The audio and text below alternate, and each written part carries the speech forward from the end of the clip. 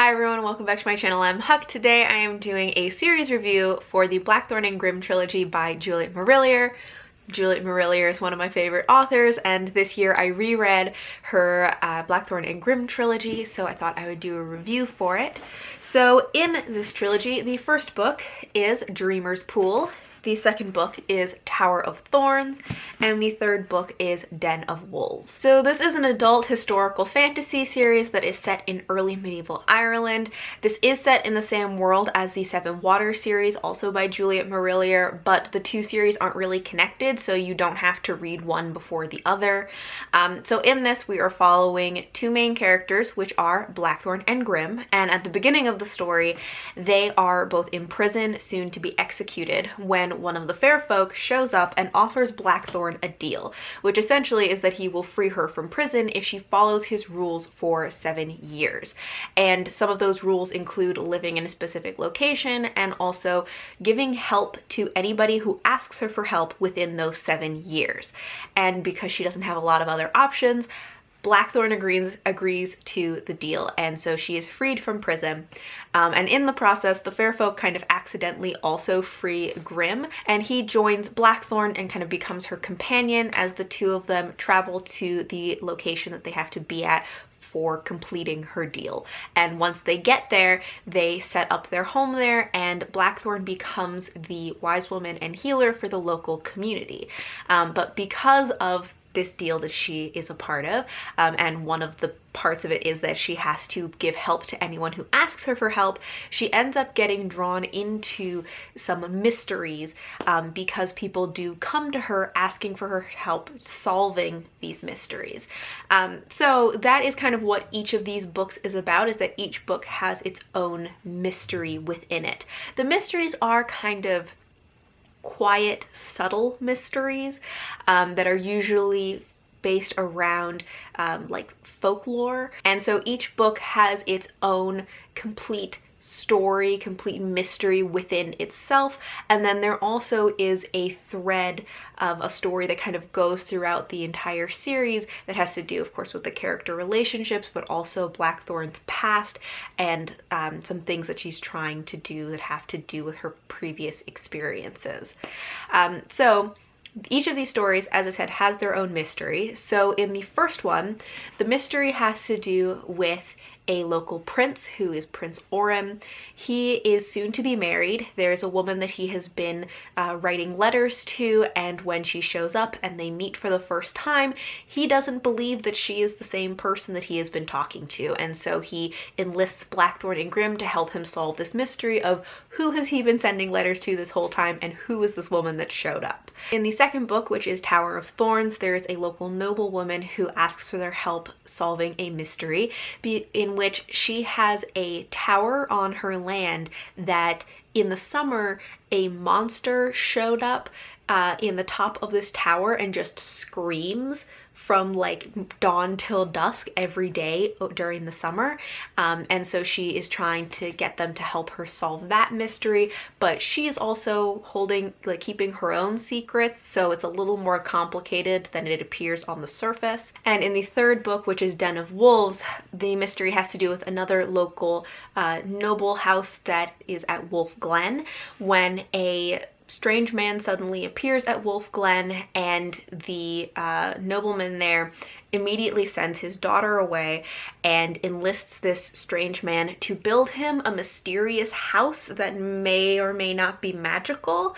And so the daughter is trying to figure out who this man is, why her father is having him build this house, and then also kind of unraveling some of the family secrets because Wolf Glen has kind of a sad past. And in each of these books, we have multiple perspectives. So we do get a perspective from Blackthorn, one from Grim, and then each book also has a perspective from essentially the person who has come to them asking them for help with this mystery. So we always get a different third perspective in each book. So first I want to talk about our main characters, Blackthorn and Grim. Both of them are not the typical like teens to 20s fantasy protagonists. By fantasy standards, they're a little bit older, meaning they're probably in their like mid to late 30s, but both of them have had traumatic pasts, and they are both dealing with PTSD and kind of supporting each other through that, and they're dealing with it in different ways. Blackthorn is a very angry character. She's the kind of character who she does care a lot about people, and she cares a lot about justice and protecting people who are vulnerable, but she's been very disillusioned and beaten down over her life, and so at this point she is very angry, and so she's very gruff and very prickly, and she kind of doesn't want to care about people. She doesn't want to get involved in other people's lives, and so having to give help to anyone who asks her for help for 7 years is very counter to what she wants and is very frustrating for her. Grim, on the other hand, while he can be very suspicious of people, he has held on to his basic belief in people's goodness. And so he is very much a gentle giant. He is very much a caretaker at heart. He is the kind of person who is very steady and is always there for you. He's also somebody that people tend to underestimate because they assume that he can't be intelligent because he's this really like big, strong guy.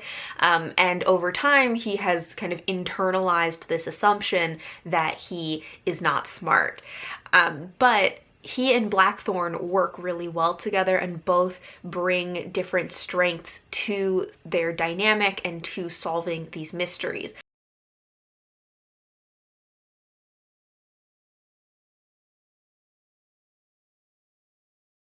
Now, of course, the writing in this is always wonderful because it is a Juliet Marillier book.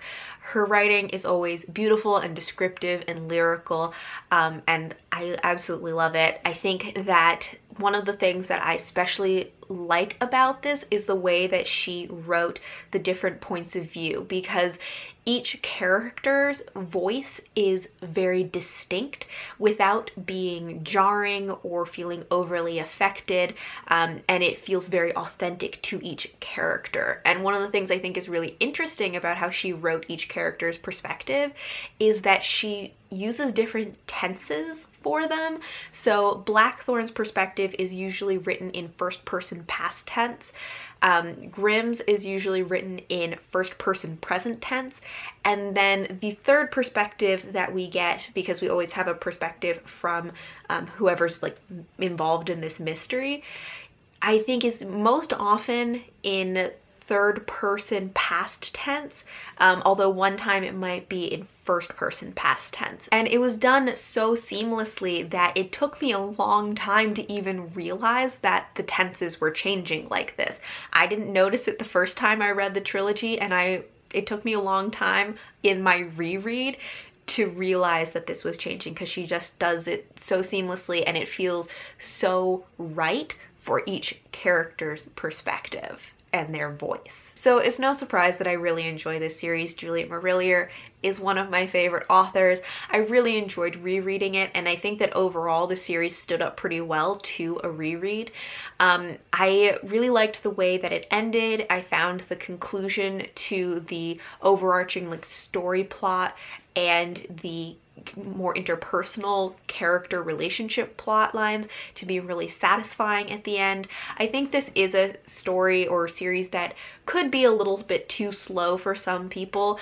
I tend to like really slow-paced, character-focused stories, but I know that that's not for everyone, but I really enjoy the process, the experience of the series, and the atmosphere that Juliet Marillier creates with her writing. As I said earlier, you don't have to read the Seven Waters series to read the Blackthorn and Grim trilogy, even though they are set in the same world, but in comparison to the Seven Waters series, I do think that the Blackthorn and Grim trilogy feels a little bit lighter.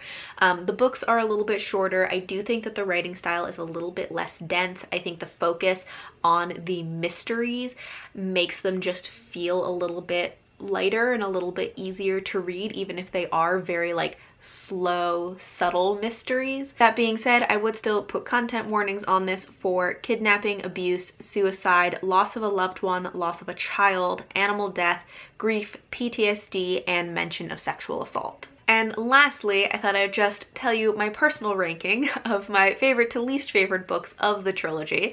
So I think my favorite book in the trilogy is Den of Wolves, which is the third book, because as I said, I found the conclusion of the series very satisfying. I also really like this one because of the third perspective we have, which is from Kara, who is the young girl that is from Wolf Glen.